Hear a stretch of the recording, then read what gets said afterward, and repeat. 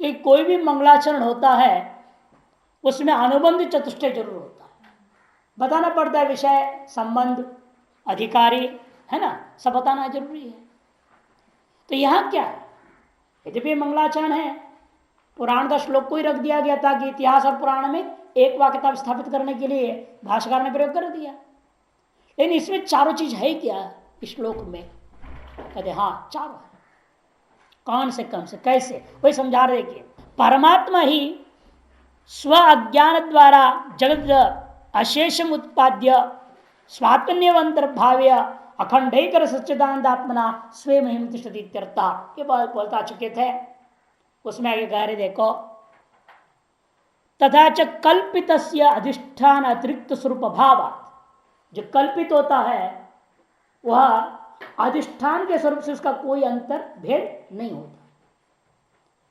क्योंकि सर्प कल्पित हुआ रज्जु में, उस रज्जु का अधिष्ठान जो रज्जुभूता जो अधिष्ठान है, जो सर्प का अधिष्ठान है, वह सर्प के अपना अस्तित्व उस अधिष्ठान से अतिरिक्त कुछ है नहीं होता। तद्वत यहां पर भी कल्पित कौन है, नाराहा जीवाहा, ये जो कल्पित है उनका जो है ना अधिष्ठान से अतिरिक्त स्वरूप नहीं है। स्वरूपाभावाद, स्वरूपाभावाद वाच्य से कल्पितत्व, इसलिए वाच्य में से क्या होता है, कल्पित होता है, लक्ष्य सत्य होता है। तत्पदो चत्वम पदो, इनका लक्ष्यार्थ ही सत्य है, वाच्यार्थ कल्पित है। मायावचन हो जाना कल्पित है, अविद्यावचन होना कल्पित है, लेकिन का शुद्ध जो सच्चिदानंद चैतन्य रूपता है वो सत्य है। इसलिए कहते हैं कल्पितत्वेपि लक्ष्यस्य ब्रह्ममात्रत्वात् ब्रह्मात्मैक्यम विषय, लक्ष्यभूता जो चीज है वह ब्रह्म और आत्मा की ऐक्यता, नारा और उनका अयन, नारा कौन है, जीव, और उसका अयन कौन है, ब्रह्म, इन दोनों का वाच्यार्थ कृत भेद होने के बावजूद भी इनका लक्ष्यार्थ कृत ऐक्यता है, वही इस गीता शास्त्र का विषय है, ऐक्यता का प्रतिपादन करना। अत्र सूचित है, इसी बात को नारायण शब्द से सूचित कर दिया, जीव ब्रह्म की ऐक्यता। तेना अर्थात विषय विषय भाव संबंधोपि कल्पिता ध्वनिता, इसीलिए अपने विषय विषय भाव संबंध भी स्पष्ट हो गया, ध्वनित हो गया है। परो अव्यक्तात्, और उसके बाद में शब्द आया क्या, परो अव्यक्तात्, इन शब्दों के द्वारा माया संस्पर्श अभावोक्त्या, माया का संबंधाभाव का कथन द्वारा सर्व अनर्थ निवृत्तिया, सकल अनर्थों के रहित शुद्ध परमानंद आविर्भाव लक्षण मोक्षो अपि, जो प्रयोजन, मोक्ष क्या है इस शास्त्र का प्रयोजन, विषय हो गया जीव ब्रह्मैक्य, संबंध विषय विषय भाव रूपा संबंध, प्रयोजन क्या, मोक्ष।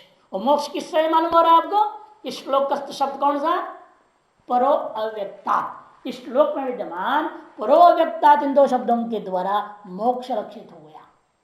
कैसे, कहते हैं अव्यक्त से परे का मतलब अर्थ क्या किया था, माया का संबंध राहित्य, माया संबंध राहित्य मैंने अविद्या संबंध राहित्यता, यही वास्तविक मोक्ष। वे कहते हैं कि माया संस्पर्श भावोक्त्या सर्व अनर्थ निवृत्तिया, कि माया का संबंध से ही सकल अनर्थ है, उस संबंध भाव सिद्ध होने से सर्व अनर्थ की निवृत्ति हो गई। सर्वानर्थ निवृत्ति रूपा मोक्ष ही प्रयोजन है, और सर्वानर्थ की निवृत्ति का तात्पर्य क्या होगा, परमानंद का आविर्भाव, सच्चिदानंद स्वरूप का प्राकट्य हो जाना, स्वरूप का अवबोध हो जाना, अनुभूति होना, उसी का नाम मोक्ष है, वही हमारा मुख्य प्रयोजन है। तेन च तत्काम, और तारस मोक्ष की कामना रखने वाला जो मोक्ष हो वही इस गीता शास्त्र का अधिकारी है। तो विषय आ गया, संबंध, प्रयोजन और अधिकारी, ये चारों को कथन करने का नाम ही अनुबंध चतुष्टय। वो चारों इस एक श्लोकगत पूर्वार्ध का ही हिस्से में प्रथम पाद में सारी बात कह दी गई, चारों का चारों आ गया प्रथम पाद में, श्लोक का प्रथम पाद में ही आ गया। परिशिष्टेन तू शब्देना, और श्लोक में एक शब्द रह गया जिसकी व्याख्या नहीं हुई है, वो कौन, तू शब्द। वो तू शब्द के अंदर क्या अवस्थित है, वस्तुनो वास्तव अद्वितीयत्वम आवेदितम भवती, उस ब्रह्म की वास्तविक अद्वितीयता। यद्यपि यह सारा कार्य बता दिया, माया से अवच्छिन्न चैतन्य होता है, उससे यह हिरण्य के रूप में ब्रह्मांड पैदा हुआ, उसके अंतर्गत ये सारे लोक और पृथ्वी है। ये जो कहा जा रहा वहां तू शब्द दे दे बीच में, अंडस्तुअंत, अंडस्तु अंत। वो तू शब्द क्या कर रहा है, व्यावर्तन करने के लिए होता है ना। तू हमेशा क्या है, किंतु। किंतु का मतलब अब तक जो कहा वो गड़बड़ है, यही तो अर्थ हुआ ना। इसलिए नियम है किंतु लेकिन ऐसे शब्द प्रयोग करने का मतलब होता है पूर्व का आप स्वयं खंडन कर दे रहे हैं, है नहीं। ऐसा कहा था लेकिन का मतलब क्या हुआ, गया पीछे करेगा। इसी तरह से किंतु करने से क्या मालूम हो रहा है, ये सारा जगत रहित अद्वितीय भ्रम सिद्ध हो गया। ये सब जगत की उत्पत्ति में कह रहा हूं किंतु, सारी जगत की उत्पत्ति कह दिया हूं किंतु का मतलब क्या है, किंतु वास्तव में है ही नहीं उत्पत्ति। ये सब उत्पन्न होते हुए वक्त भी वो कैसा है, वो अद्वितीय ही रहता है। उत्पन्न हो गया है, स्थित है, विलय होगा, विलय होते वक्त, तीनों ही कालों में ये सब कुछ होता हुआ भी उसके अद्वितीय स्वरूप में कोई भी अंतर नहीं होता। इसी का नाम विवर्तवाद है। वो तू जो है ना वेदांत का विवर्तवाद को स्पष्ट करता है, ये कह दिया। तब पूर्व पक्षी कहता है महाराज लेकिन ये जो बात आपने कहा ये बनता नहीं है, क्योंकि भगवान जो है साध्य साधन बुद्ध कर्मनिष्ठा और ज्ञान निष्ठा को उपदेश देने के लिए अवतार लिए थे क्या। भगवान का अवतार क्यों हुआ था, वो ब्रह्मा जी सारे देवता लोग गए और कहा भगवान से, भगवान आप अवतार लो, पृथ्वी में बहुत भार हो गया है, बहुत दुष्ट लोग पैदा हो गए, बहुत सारे राक्षस हो गए। अब उन राक्षसों को वध करने के लिए भगवान ने अवतार लिया है, न कि तुम्हारे ज्ञान निष्ठा कर्मनिष्ठा को उपदेश देने के लिए। पूर्व पक्षी कहता है लेकिन अनु नैवं साध्य साधन बोधे निष्ठा द्वयम् अत्र भगवता प्रतिपाद्यते। साध्य साधन बुधा निष्ठा द्वय को प्रतिपादन करने के लिए भगवान के द्वारा गीता का उपदेश अर्जुन को नहीं दिया गया कि भगवान अपने काम कराना चाहते थे, अर्जुन से लड़ाना चाहते थे, किस तरह से राक्षस बदमाशों का निवृत्ति खत्म हो जाए, भूमि का भार घटाने के लिए अर्जुन को प्रवृत्त कराने के लिए सब बात कही गई। यहां न ज्ञान निष्ठा न कर्म से कोई लेन देन नहीं भगवान को, ऐसा पूर्व पक्षी कहता है। इसका आधार क्या है, स्वयं देखो, ब्रह्मणाभ्यर्थित भगवत भूमि भार अपहारार्थम वसुदेवेन देवक्याम आविर्भूत तादर्थ्यन मध्यमं पृथ्वासुतम प्रथित महिमानं प्रेरयितुम धर्मयोर्य अनुद्यमानत्वात्। क्योंकि ब्रह्मा के द्वारा प्रार्थना करने पर भगवान ने जो है भूमि का भार को दूर करने के लिए वसुदेव के द्वारा वास किसमें, देवकी में आविर्भूत हुए थे। अतः उस प्रयोजन, क्या मुख्य प्रयोजन रहा, भूमि भार को दूर करना। तादर्थ्येन मध्यमम प्रथासुतम, माध्यम किसको पकड़ा, प्रथासुत को। प्रथासुत कौन है, अर्जुनम। प्रथित महिमानम, जिसकी महिमा सारी दुनिया जानती है, उसको प्रेरयितुम, उसको प्रेरणा देने के लिए धर्म और यह अनुद्यमानत्वात्, इन दोनों धर्मों के अनुवाद मात्र किया जा रहा है, यहाँ उपदेश का कोई लक्ष्य ही नहीं है। यही धृतराष्ट्र को जब बताया ना संजय, कैसे उपदेश अशोचानंद वशोचस्तम प्रज्ञावादांश भाषजय, ये जब श्लोक सुनाने लगा संजय को कहा धृतराष्ट्र, अरे गड़बड़ कर दे कृष्ण ने, अच्छा था ये अर्जुन सन्यासी हो जाता, जाने को तैयार था ना सन्यास में, उल्टा पाठ पढ़ा दिया अशोचानंद वशोचस्तम प्रज्ञावादांश, गड़बड़ कर दे कृष्ण ने। इसे धृतराष्ट्र कहता है संजय से, यहीं से सारा खेल खराब हो गया, नहीं तो हमारा विजय था, इसने गड़बड़ कर दिया कृष्ण ने। कहने तो उसकी अपनी एक मोह था पुत्रों के प्रति, भाव से आ गई। पूरी कथानक को सुनने से लगता ही है कि वो केवल अर्जुन को प्रेरणा देने के लिए सारी बात कही गई है, मुमुक्षुओं को उपदेश देने के लिए यहाँ कुछ नहीं। इसलिए पूर्व पक्ष यहाँ बिल्कुल सम्यक आ रहा है। अतो नाश शास्त्र से निष्ठाद्वयम परापर विषय भावम अनुभवितुम अलम, इसलिए यह शास्त्र निष्ठा द्वय माने कर्मनिष्ठा ज्ञान निष्ठा का बोध कराने के लिए नहीं है, और पर ब्रह्म और अपर ब्रह्म रूपी या पर ब्रह्म की विद्या और अपर ब्रह्म का जो विद्या है उनका प्रतिपादन करने के लिए भी यह नहीं है, यह समर्थ नहीं है। इति चेत तन्ना, ऐसा नहीं हो सकता। बहाना कुछ भी हो, लेकिन भगवान की हर कार्य जो होता है वह लोक हिताय होता है, एक व्यक्ति के कार्य के लिए नहीं आते कभी। इसलिए कहते देखो भगवतो धर्म संस्थापना स्वभाव द्रव्यात्, कि भगवान का स्वभाव क्या है, ध्रुव स्वभाव, निश्चित नित्य स्वभाव भगवान क्या है? धर्म की संस्थापना करना। अधर्म द्रव्यात धर्म द्वय स्थापनार्थम एव, इसलिए धर्म द्वय की स्थापना करने के लिए ही इनका अवतार है। और धर्म द्वय की स्थापना के लिए निमित्त क्या है? राक्षसों का वध होना। मुख्य क्या है? धर्मद्वय की स्थापना। कौन सा धर्मद्वय? प्रवृत्ति धर्म, निवृत्ति धर्म। इन प्रवृत्ति और निवृत्ति व धर्मद्वय की स्थापना करना ही मुख्य लक्ष्य है। तो तदर्थ प्रासंगिक या आनुषंगिक हो जाता है असुरों का वध। इसलिए प्रादुर्भाव अभ्युगमात भूभार परिहार से आर्थिकत्व आ गया ना। भूभार का जो परिहार है वो अर्थतः सिद्ध हो जाता है। धर्म की स्थापना करने से स्वतः ही भूभार उतर गया। आर्थिकत्वात् अर्जुन निमित्तीकृत्य अधिकारणम स्वधर्म प्रवर्तन द्वारा ज्ञान निष्ठायाम अवतारयितुम, इसलिए अर्जुन को निमित्त करके करना क्या चाहते हैं भगवान? विभिन्न प्रकार के अधिकारियों को, सभी प्रकार के अधिकारियों को दृष्टिकोण में रख रहे हैं। केवल ज्ञान निष्ठा का अधिकारी, उपासना भक्ति निष्ठा का अधिकारी या कर्मनिष्ठा का अधिकारी नहीं, जितनी भी अनंत प्रकार के अधिकारी लोग, विभिन्न स्तरों में विद्यमान जो अधिकारी के लोग हैं, उन सबको दृष्टि में रखते हुए निमित्त बनाया अर्जुन को। और उन सबको क्या उपदेश दे रहे हैं? स्वधर्म प्रवर्तन द्वारा, स्व जो धर्म है उसमें प्रवृत्त होने के द्वारा लक्ष्य क्या होता है? ज्ञान निष्ठायाम अवतारितुम, उन अधिकारियों को ज्ञान निष्ठा में स्थापित कराने के लिए, उसकी ओर ले जाने के लिए गीता शास्त्र से प्रणीतत्वाद, गीता शास्त्र का प्रणयन भगवान ने किया है। उचितम इति अस्य निष्ठाद्वय विषयत्वम इति प्रियर्ते, इसीलिए निष्ठाद्वय परक ही यह शास्त्र को लेना चाहिए, केवल कर्म प्रवृत्त नहीं मानना चाहिए। और कईयों का ऐसे भाव थे, इसलिए बाल गंगाधर तिलक ने कह ही दिया पूरा गीता केवल कर्मयोग के लिए ही है ना। तिलक का जो टीका है गीता को केवल कर्मयोग पर लिया, क्योंकि पूरा बात सुन के अर्जुन ने क्या किया? कर्म तो किया, ऐसा उन्होंने अर्थ ले लिया। ऐसी बात नहीं है, यहां बात स्पष्ट बोल दिया, हर एक अधिकारी को करना चाहिए क्या? अपना धर्म का पालन करते हुए क्रमशः ज्ञान निष्ठा में पहुंचना चाहिए। और अर्जुन था क्या? क्षत्रिय, उनको संन्यास का अधिकार ही नहीं है। इसलिए उसको स्वधर्म में प्रेरणा दे करके उसको स्वधर्म किया, छात्र धर्म उसको पालन किया।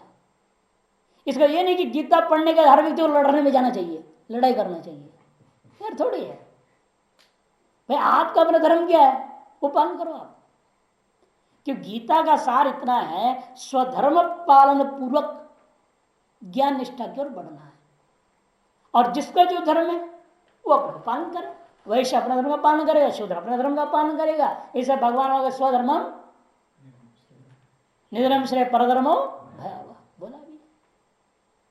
स्वधर्मणा तम अभ्यर्च सिद्धि विंदति मानव, ये भी भगवान ने कहा। अपने धर्म द्वारा उस परमात्मा की पूजा करनी है, मैंने उसका अर्पण कर देंगे तो अपने आप अंतर्मन शुद्धि का कारण बन जाएगा। इसलिए कहते हैं कि यह बिल्कुल सच है कि वह जो भगवान है स भगवान सृष्ट्वा इदम जगत तस्य च स्थितिम चिकीर्षु मरीच्यादीन अग्रे सृष्ट्वा प्रजापतिन प्रवृत्ति लक्षण धर्म ग्राहयामास वेदोक्तम। भाष्य, स भगवान, वह भगवान है। कौन? जो श्लोक में भी बताया था है ना, नारायण परव्यक्ताद, ये जो श्लोक में बताया गया वह भगवान।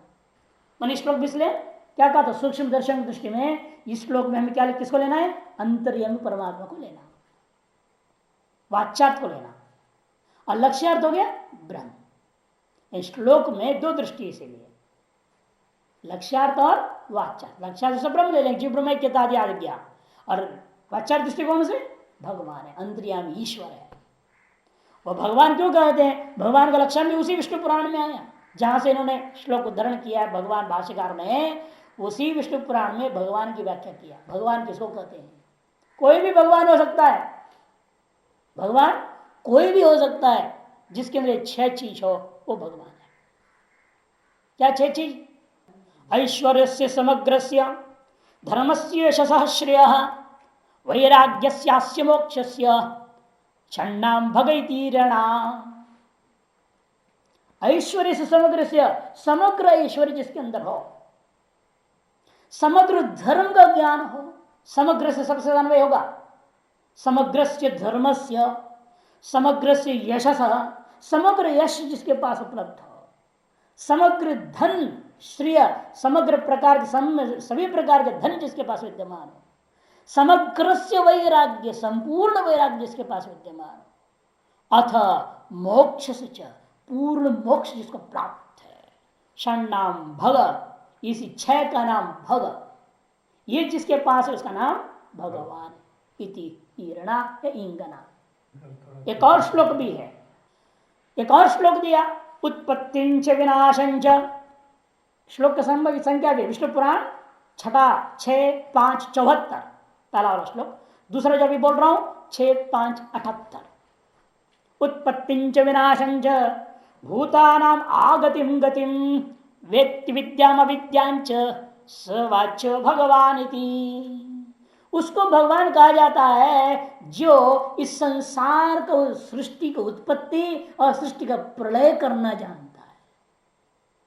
उत्पत्तिम च विनाशंच दोनों को जानता है। यहां आपको टीका में देखना है, यहां पृष्ठ संख्या षटभग के बारे में जो श्लोक है पृष्ठ संख्या 31 में मिलेगा। पृष्ठ संख्या 31 या टीका वाला पुस्तक में ये दोनों श्लोक है। मधुसूदन टीका का अंतिम पंक्ति देखो, ऐश्वर्य समग्र से धर्म से श्रेय, श्लोक दिया है ना, दोनों श्लोक है एक के बाद एक। वैराग्य से अथ मोक्ष से षण्णाम भगैति इंगणा, वहीं आगे एक पंक्ति छोड़ के उत्पत्तिंच विनाशंच भूतानामा गतिम गतिम वेत्ति विद्याम अविद्यांच स वाच्यो भगवान इति। ये 6, 5, 78 6, 4 में है पहले वाला, और ये दोनों ही 6, 5, 74 और 6, 5, 78, 74 और 78 छठा सा का 5वां अध्याय। मैंने सृष्टि का उत्पत्ति और विनाश को जानने वाला, जीवों का गमनागमन को जानने वाला, और विद्या और अविद्या जिसके अधीन रहता हो उसका नाम भगवान है। कोई भी हो सकता है या नहीं। ये 6 चीज जिसके पास है, पूर्ण ऐश्वर्य हो, या तो पहला श्लोक के हिसाब से पूर्ण ऐश्वर्य, पूर्ण ऐश्वर्य के साथ समग्रस्य कह दिया धर्मस्य, पूर्ण धर्म विद्यमान हो, पूर्ण यश, पूर्ण श्रेय और पूर्ण वैराग्य, पूर्ण मोक्ष, ये जिस 6 को जिसके पास है, यह सृष्टि की उत्पत्ति विनाश विद्या और अविद्या और जीवों की गति और आगति, ये 6 को जो जानता है उसका नाम स भगवान। सृष्टवा इदम जगत, इस जगत का सृष्टि किया, सृष्टि करने के बाद सोचा क्या मैं इसका पालन करते रहूंगा, क्या मैं ही पालन करूं, इसको कंट्रोल करते रहूं, मेरा ही काम रह जाए क्या, ही बना दिया अब किसी और को सौंप दूं और मैं अपना भजन में लगूं, योग निद्रा में मस्त रहूं। इसलिए भगवान ने क्या किया, इसका संचालन करने के लिए क्षत्रियों को सबसे पहले पैदा किया। कौन है वो? तस्य स्थितिम चिकीर्षो, एक तो रक्षा और स्थिति, इसको बनाए रखने के लिए स्वयं पैदा ही करते रहेगा क्या, आगे पैदा करने वालों को छोड़ दो, वो पैदा करते रहेंगे ना, आगे तो स्थिति बनी रहेगी। इसे पैदा करने वालों को पैदा किया उन्होंने, आगे पैदा करते रहने वालों को पैदा किया और इसका संचालन करने वालों को पैदा किया। ये दोनों कौन कर सकता है? क्षत्रिय आसानी से कर सकता है। इसे छात्र धर्म वाले प्रजापतियों को पहला पैदा किया। लेकिन ये भी पढ़ाने लिखाने वाला गुरु ना हो, उछंकल हो जाएंगे क्षत्रिय। इसे इसके बाद ब्राह्मणों को पैदा किया। वही करे देखो, सृष्टवा इदम जगत, इस जगत की सृष्टि करने के पश्चात स्थिति चिकीर्षो, इसकी स्थिति की इच्छा करते हुए परमात्मा ने मरीच्यादीन प्रजापति अग्रे सृष्टवा, मरीच्यादि प्रजापतियों को पहले पैदा किया और उनको क्या दिया? प्रवृत्ति लक्षणम धर्मम ग्राहयामास, प्रवृत्ति रूपा धर्म को उनको पढ़ा लिखा दिया। क्या कर्म करना है, कैसे करना है, यज्ञ हवन पूजा पाठ सारा वेद को दे दिया इन्हें और कहा कि तुम लोग इसके अनुसार जियो। वेदोक्तम प्रवृत्ति लक्षण धर्म ग्रहायमास। और उसके बाद क्या किया? देखिए केवल इनको पैदा करने से काम चलेगा नहीं, कर्मनिष्ठा वालों को संसार का जो है बैलेंस, जो संतुलन है, वह कर्म से केवल नहीं होगा, भक्ति से केवल नहीं होगा, केवल ज्ञान से भी नहीं होगा, सारी चीजों की जरूरत है। कर्म भक्ति ज्ञान, अथवा कर्म और भक्ति दोनों क्रियात्मक होने से कर्म भक्ति में एक में लिया, प्रवृत्ति ज्ञान को ले लिया निवृत्ति में, कर्म और ज्ञान दो निष्ठा कह दिया। ये दो निष्ठा के द्वारा इसका संतुलन होता है। एक बढ़ जाए घट जाए तो काम चलता नहीं है। ज्ञान बढ़े तो सब नास्तिक हो जाएंगे, है ना, क्योंकि ज्ञान को अनुभव करने वाले तो कोई एक आध होता है, बाकी सब तो बड़बड़ाने वाले होते हैं ना, वो गड़बड़ कर देते हैं। इसे केवल शुष्क ज्ञान बढ़े वो भी ठीक नहीं, और केवल कर्म बढ़े वो भी ठीक नहीं, दोनों गड़बड़ होता है। केवल कर्म बढ़ा तो बुद्ध भगवान का अवतार हुआ, और ये शुष्क ज्ञान बढ़ा तो शंकराचार्य का अवतार हो गया। ये जो घटना घटी है, कर्मकांडी लोग इतना कर्म निष्ठा कर दिए, किसको छूना नहीं, किसको ये नहीं करना, उसको वो नहीं करना, दूर करो ये करो, इतना बिगाड़ दिए थे। कर्म का स्वरूप भी बिगड़ गया था, खाने के लिए बकरों को काटने लग गए यज्ञ के बहाना बनाकर। कर्म की विकृत अवस्था में भगवान बुद्ध का अवतार हुआ, और ऐसे ज्ञान पकड़ा दिया सबको, सब नास्तिक हो गए, सब कर्म को छोड़ दिया। तब शिव जी देखे क्या गड़बड़ हो गया, शिव शंकराचार्य के रूप में आ गए ताकि ये व्यवस्था करो सब। अब वो आए शंकराचार्य, केवल ज्ञान नहीं पड़ा है शुष्क, सारे मंदिरों को बनाया, पहले मंदिरों को उद्धार किया, पूजा पाठ करो, आरती उतारो, घंटी बजाओ, थोड़ा अंतर्गण शुद्ध करो, भक्ति दिया, कर्म भी बोला, ज्ञान भी बोला। ये विलक्षण था शंकराचार्य जी का। और उसके बाद जितने आचार्य एक तरफ होते गए, केवल ज्ञान पकड़ा दिया, कहीं कोई केवल कुछ कह दिया, कहीं कुछ कह दिया। लेकिन शंकराचार्य ने सनातन धर्म स्थापना करने के लिए कर्म उपासना ज्ञान तीनों को मजबूत रूप में स्थापना कर। उसके बाद ठीक चल रहा है, धीरे धीरे धीरे काफी बिगड़ भी रहा है, तो कालक्रमण भगवान को महता काले ने विनष्ट कहा है ना भगवान ने गीता में। योग जो है भगवान ने भूनि जन्म विदितानि तव चार जुना, लेकिन तुम नहीं जानते कुछ, मैं जानता हूं। जब प्रश्न उठा इसी बात की, आप कैसे करो, मैंने उपदेश दिया तो सूर्य भगवान को, आप तो अभी पैदा हुए मेरे से 4 साल पहले डेट ऑफ बर्थ के अनुसार। तब उसने भगवान ने कहने नहीं, महता काले न योगो विनष्ट, कालक्रमण होते रहता है, फिर कोई ना कोई आचार्य अपनाएंगे, कोई और अपनाएंगे भगवान, फिर संतुलन पैदा करेंगे। तो ज्ञान निष्ठा, ये संतुलन हेतु ज्ञान निष्ठा को उपदेश देने के लिए किसको पैदा किया, ततो अन्यास सनक सनंदनादीन उत्पाद्य निवृत्ति धर्म ज्ञान वैराग्य लक्षण ग्राहयामास। उनसे भिन्न, ततो अन्यांश, उनसे भिन्न कौन, सनग सनंदन सनातन इत्यादि संत कुमार आदियों को उत्पाद्य उत्पन्न करके निवृत्ति धर्म, निवृत्ति धर्म क्या, निवृत्ति धर्म है वो ज्ञान वैराग्य लक्षण, ज्ञान और वैराग्य रूपा, ऐसा जो ग्रहायामास ग्रहण करा दिए। इसे निष्कर्ष क्या निकलता है, द्विविधो ही वेदोक्त धर्म, वेदोक्त धर्म इसलिए 2 स्वरूप वाला है, प्रवृत्ति लक्षण निवृत्ति लक्षण। उनमें से तत्र एको जगत स्थिति कारणम, एक क्या है, जगत की स्थिति का कारण है, अपरस्तु मोक्ष से कारण। कहा रे भाषिका, हम जोड़ दे रहे हैं स्पष्ट है। तत्र एको जगत स्थिति कारणम, तत्र एकम प्रथम, एक शब्द संख्यावाचक नहीं लेना, प्रथम उनमें से जो पहला है कौन सा, प्रवृत्ति लक्षण, वो जगत की स्थिति का कारण है, और दूसरा जगत की विनाश मोक्ष का कारण है।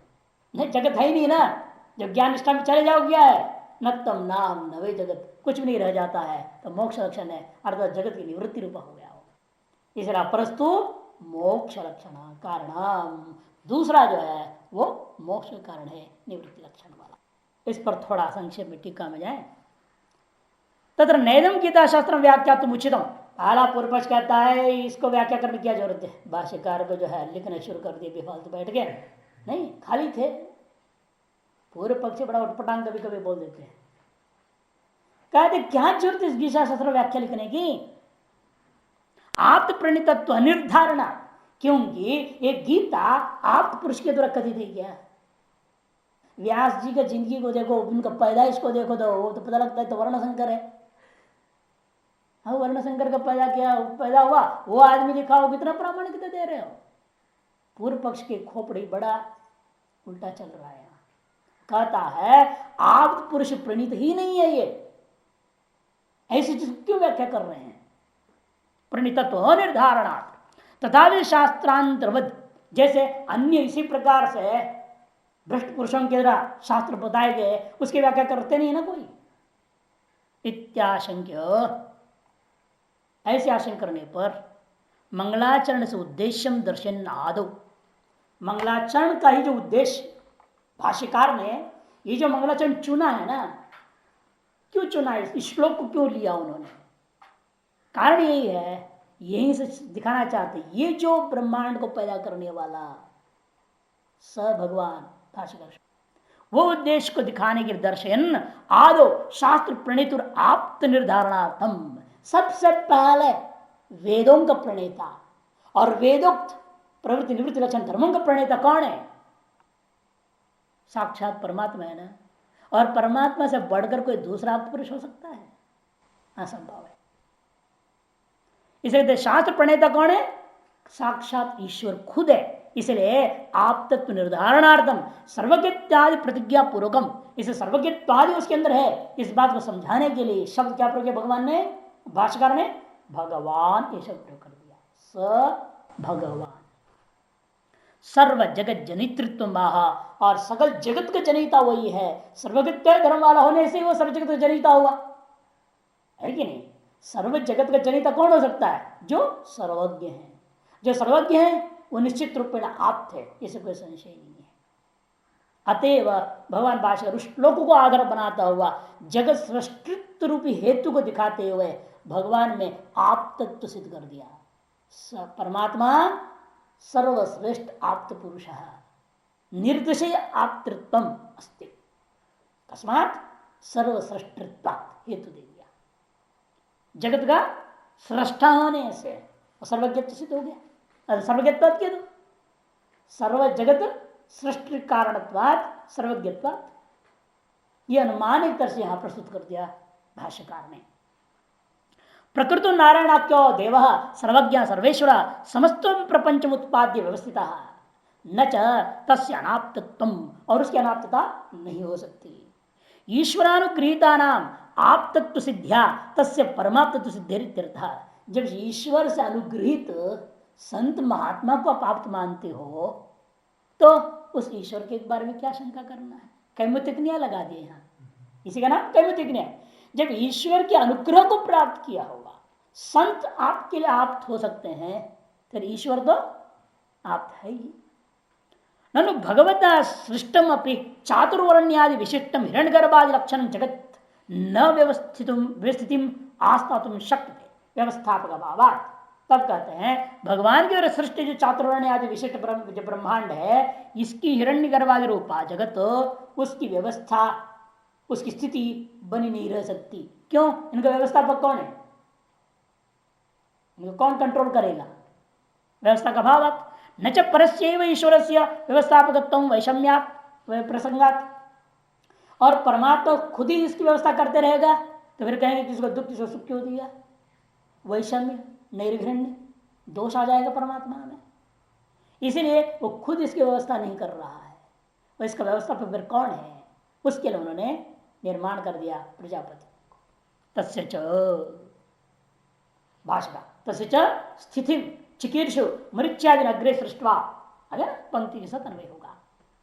सृष्टि से जगतो मर्यादा विरहितत्व शंकिते तदियाम व्यवस्था कर्तुम इच्छन व्यवस्थापकम आलोच्य, व्यवस्थापक कौन हो सकता है इसकी आलोचना करके, क्षत्रस्यापि क्षत्रत्वेन प्रसिद्धम धर्म, क्षत्रों में जो प्रसिद्ध क्षात्रत्व धर्म है तथा विध धर्म अधिगम्य, उस प्रकार का धर्म को जानते हुए सृष्टवान पहले उन क्षत्रियों की सृष्टि कर दिया। यही व्यवस्था करने में समर्थ हो सकते हैं और आगे बढ़ाने में भी इन्हीं का काम धंधा हो सकता है। दोनों दृष्टिकोण में से इन्होंने किया है।